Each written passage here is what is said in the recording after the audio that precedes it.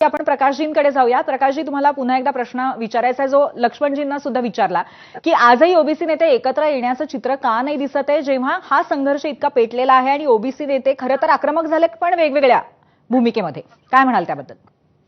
नाही, सर्वप्रथम मी आज महाराष्ट्र शासनानं मुक्ती दिनाचा योग साधून मराठवाड्याच्या ओबीसीच्या जखमावरती मीठ सोडण्याचा कार्यक्रम जो केलेला आहे, ही कुणबी प्रमाणपत्र वाटून त्याबद्दल मी महाराष्ट्रातील तमाम ओबीसी समाजाच्या वतीनं महाराष्ट्र शासनाचा मी निषेध व्यक्त करतो.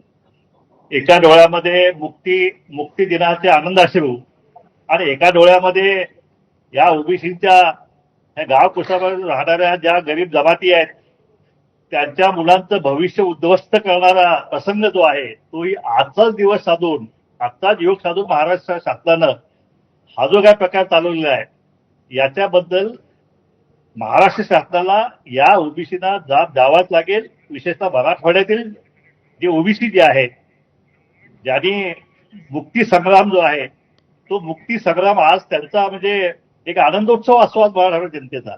पण ओबीसीच्या बाबतीत आजचा दिवस जो आहे तो काळा दिवस म्हणून म्हटला तर काही हरकत नाही.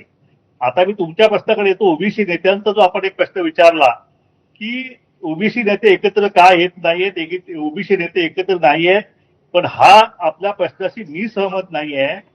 एकटे बबनराव तायवाळे सोडले की बाकी सगळे नेते जे आहेत, सगळ्या नेत्यांनी ह्या जी जो आहे ह्या जीआरचा निषेध केलेला आहे. बऱ्याच ठिकाणी होळी केलेली आहे, मोर्चे आंदोलनं सगळे प्रत्येक ठिकाणी सुरू आहेत आणि त्यामुळं ओबीसी सगळे नेते जे आहेत त्यांचं एकमतच आहे की हा जीआर जो आहे हा ओबीसीचा आरक्षण जे आहे त्याचा सत्यानाश करणार आहे, तो जीआर रद्द झाला गेला पाहिजे.